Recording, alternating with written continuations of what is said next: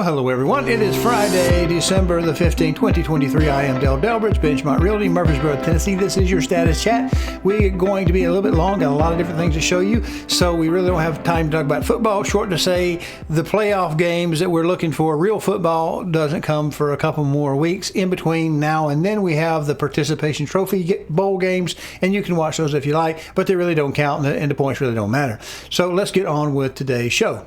If you like this content, please go to CallDelToSell.com, find the tab that says on YouTube, click it, and it'll open up a page of QR codes. There you can use a smartphone to scan and get to the YouTube page, or you can just mouse over and click it on a PC.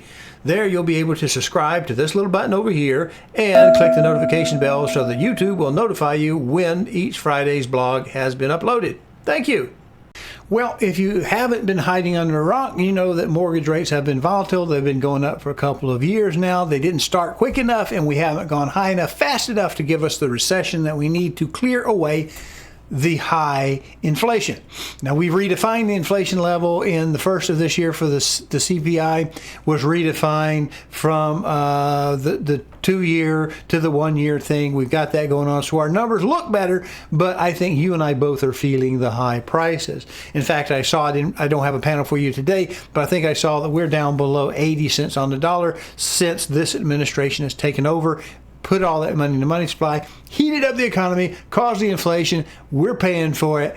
It's hurting. I think we're below 80 cents on a dollar, or pretty close to it one way or another. Maybe it's just above, but we've lost about 20% of our buying power for a lot of different things. So let's look over here at our center panel. Now, we've heard some good news here lately. We've seen some rates drop. Here we are at one of our favorite places, Mortgage News Daily, 30-year fixed rates. All of these scenes I'm going to show you are going to be links to them in the description of Status Chat over on the YouTube page where this Status Chat exists. We see that we've got a little dropping of the rates, and we think that's good. Now, one of the things you hear of these little Pollyanna people, the ones who said it would never go this high, never get this high, couldn't get this high, are the ones now saying, oh, we're going to have 4 rate cuts. We're projecting 4 rate cuts into next year, and so we're going to come down at least 1%, maybe 1.5%, because that's what we think it's going to do. It's great. The stock market is up. It's going good. And here's the thing. There is a common correlation. You know, we look at the 10-year treasuries and compare them to mortgage rates because in a normal, good environment, people will hold on their house maybe 7 years or so. So a 7-year mortgage fits in. A lot of those in that bundle are going to fall off at 7 years. So a 10-year bond, that 7-year, there's kind of related to it. However, we can throw that out when we hit these 30-year mortgages way up high. We're talking maybe 5% higher than what this current one is. People will stay in there longer, and that rule of thumb no longer is valid. So let's look at the rule of thumb that the mortgage rates move in opposite directions of the stock market, okay? So I just have one indices I'm going to show you here in a second, but we're going to look whether or not they move, they zig when the other zags, and vice versa, because that's what a lot of people are hanging their hat on. The stock market wants it to get better, the mortgage market wants to get better, and they both look at each other and say it's getting better, and they move without really the grounding coming from the Fed in that regard. Let's look over here at this thing. So here we have December 18th, which is of 2023. That is a projection. So December 11th is the last number we have, and it's on a high spot. Looks like the last little inflection was October 2023. Let's pull back up 30-year mixed mortgage, 30-year mortgage rates. Well, here we have it down about now, and when is the peak? Yes, it's pretty well much. If you can see down there at the bottom, it shows that it is October 18th. So yes, it does look like from October to December, mortgage rates went down. If we go to stock market from October to December, we went up. How about that? So that looks like it correlates. Let's go back out here about a year, a little bit more than a year and a couple of months. So right around here, the other low point was about October of 2022 to now. Let's go back to the rates. All right, let's go see if we can find October of 2022. Well, that's like August, September, October, somewhere around in here is not directly getting in here. There is August, September, October. All right, where are we going? We're going. October. Well, that's kind of a hump, and we drop down, not really fitting. So let's strike it out a little bit longer just to test this, that they move opposite each other. Let's take it from, say, this October of 2023, and when we kind of started back up, that was about, it says, December of 21. So from December of 21 till now, pretty well much the stock market should have gone up quite a bit. Let's see if it did. Well, here it says from here to December of 21, it's pretty well much flat on this indices, isn't it? On this particular index, it shows no growth over that period of time, yet we have our interest rates going up about 5% to this peak, a little bit less if we go down to this 7. So what does that tell you? It tells you you can't look at any one day's little twist in direction of the stock market or mortgage rates and think they're going to hold out. Yeah, they may loosely couple that, but not over the long period. The Dow, this is Barron's, by the way, the Dow opens lower after Fed's. Williams says Fed isn't currently discussing rate cuts.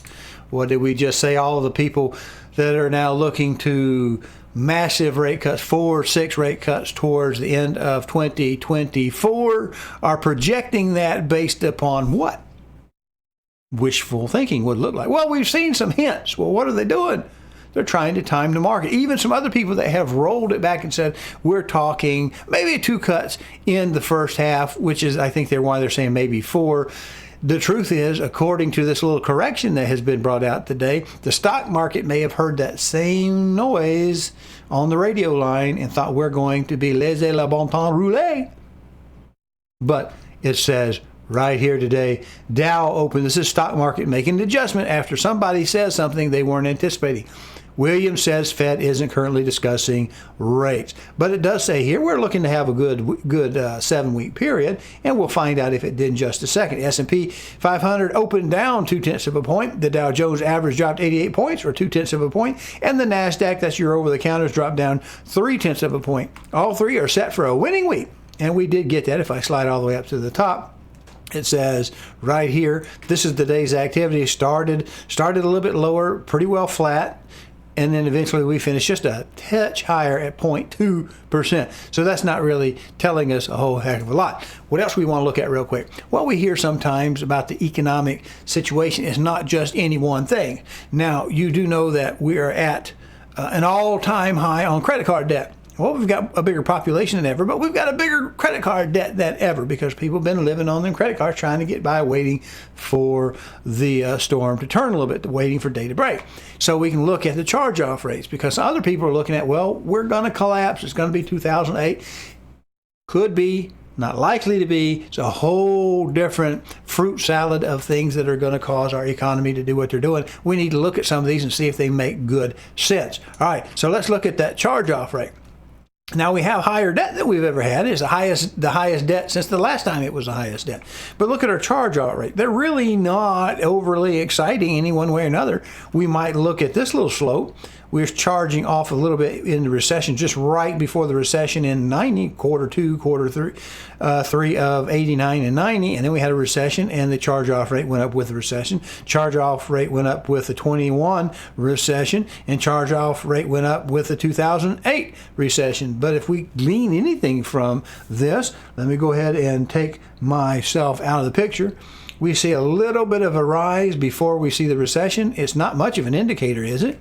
We see a little bit more of a rise in percentage. What is that? From 410 to 470, so about a half a percentage point before the recession there in 2001. We see just a little bit of a rise right here. If we go this immediate slope, it's not significant. Then that was the big 2008 crash, housing crash.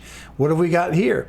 Well, we delivered a rise before this mini recession, and we're rising now. So does this mean that we're going to head into a recession? Well, obviously not, else it would pattern that way. But yet we're not way where we were back then in 2008 either. So we're not charging off on credit card loans. Let's flip that back. On credit card loans like we were, despite the fact we have high credit card debt. So what is our next one we want to look at? Well, let's look at mortgage delinquencies, shall we? All right, here. This one goes back from 79 to 2003, and I think these are third quarters where they stop. I think that's correct. And we see the orange line is a quarterly civilian unemployment rate. That's important to see how it does track with the delinquency rate, which is the blue all loans past due, Mortgage Bankers Association. So here we're going to look at this. Mortgage delinquencies, this is not credit card, it says, and they kind of go together. But we see the unemployment rate is much more active than the delinquency because people don't want to give up their homes. Do you see that? All right. Here we see the spike around COVID. All the people unemployed because the government didn't see fit to give us permission to work because some of us were not what is the word they're looking for? Essential. The government just arbitrarily decided who was essential and could go to work and who couldn't go to work. So we do see a little bit of the both going together because this was an artificial event. We tried to correct it and did pretty well. So since 2021, where were we at December of 2021 when we saw the mortgage heights start to go up? What has happened to both to delinquency rate and unemployment? Pretty well much nothing. So let's go back to 30 years. 30 year, it was 21 December. We started raising the rates. So here we're on the delinquency rate. That improved or increased mortgage rate hasn't really, in Fed rate, really hasn't caused an increase of delinquencies yet. It hasn't really increased to a large extent charge-off rates. So has the Fed's raising rates really attacked the inflation and the growth in the gross domestic product? Let's look here at the GDP. Here we go. We see traditionally this goes back, 1950 is that? Yes, we don't need that far, but we can see several of these gray bars which teach us that we can live through recession. Here is the big one in 08. The GDP also dropped in that recession. It's been going up since, and the only time it dipped was when the government interfered with our right to go to work. We see it dip, but as soon as they took their thumb off the scales and our hand off the throttle, we went right back up. But if I take this, and I might want to refer this back, get it up here to say 2007, the GDP is not really dropping, is it? I can take myself back off so we can see it better. But except for this dip right here at COVID when they told us we couldn't go to work, it's been going steady up. So what is that telling us, I think? In my mind, I think it's telling us that our economy hasn't slowed down and the Fed has failed at that effort. Now, I know if you've been watching me since January, in January, the administration redefined how the CPI was calculated from a 2-year type thing to a single year such thing. And it rolled off some of the lower numbers, I'm thinking. So instead of averaging an increase from a low number to a high number, they just stuck with a high number. And it looks like inflation is doing a little bit better. But is it? That's my question to you. All right, let's look at civilian unemployment. It's over here on this panel. I have these two from the BLS. That's where this one's from. Let me slide it up there for you. This is from the Bureau of Labor Statistics. Let's slide that back down. Graphics, civilian unemployment rate. And I want you to see we were trucking along. Unemployment rate was about 6% back in the good old days of November 2003. We were getting less and less unemployed until the recession. Then we see our unemployment go up, and it came back down to a very low unemployment rate of 3.5% around 2019. Then COVID happened. We spiked up to about 14%, somewhere up in there. There it is, almost 15%. Back down.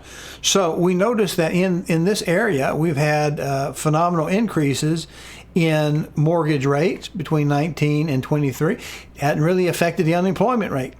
We go back in time and we see we had a steadily decreasing unemployment rate. Where were we back in 2003? We were clicking along until that recession, when the government got back involved and started fiddling with stuff. We were running about 66% of the people who were eligible to be working up until the government fiddled with some stuff. 66% of the people were working that could be working, that should be working. Now we're down here with actually unemployment. The labor participation rate going up. We're actually having more people working. Let's flip that back to that unemployment. So we were at 6% before the Great Recession. We got all the way down to 4.7% before the Great Recession. And we're way down lower in unemployment rate now. Let's say, call that 4. And let's go up here to the pre at 6. So we're still off a little bit. Why isn't our unemployment looking better? Well, it's because we have fewer people even trying to go to work. We've lost since 2003, about 4% of the population has just stopped working. So imagine if we're at, say, about 4% now, we would be about 8% more if those people were actually trying to work. What does that tell you? Well, it tells us that we've got a lot of different things coming at us. We've got people who are begging to see sunny days. We have people who are overly pessimistic. But really, raising the rates over the last 2 years has not affected the unemployment rate, hasn't really affected the labor participation rate a lot. We've actually increased a little bit. Some people are wanting to go back to work because the economy is getting tough. The charge-offs are not overly exciting. There's nothing really bad happening there. Our credit cards are not defaulting. Our mortgages are not defaulting. What we're seeing is inflation hit us hard, and what the Fed has done hasn't helped. We also see that people that were crowing all day about the rate that we're going to have peak Fed rate is not really supported. Really, the only thing affecting our Fed rate seems to be an impending election in 2024. That it's really not accomplished much of anything that I can see. We've got rates higher. We've slowed down the housing a little bit, but we're just likely to coil them back up like a big spring when we turn them loose if rates were to fall. Hello, I'm Delbridge of Benchmark Realty, Murfreesboro, Tennessee. If you are currently unrepresented and would like to know how to compare up to 3 properties side by side and room by room, then go over to my new YouTube channel, CallDelToSell. That's 1 L and Del, no spaces. Watch the demo on Real Scout, and then call me and we'll set up your exclusive ad-free account today. All right, let's look at last week's numbers. We had week of 12/8/23, we had 20,347 in the opportunities in the Real Scout system. That was up over the previous period a little bit. We had 3155 in the under contracts still showing. That dropped a little bit, but the ratio remains same for I think about 4 weeks there. This week, 12/15/23, we see 20,095 in the opportunities. That did drop a little less than 300. We had 3112 in the under contract still showing. That dropped a little bit, but not significantly, less than 50 there. And the integer ratio between those two numbers dropped to 15 from 16, although it just teetered over the midpoint. So it's not a big drop, but it is a drop. Well, we wish you a great rest of the Friday night and a great weekend to go with it, and we'll see you next week. Thank you. Bye-bye.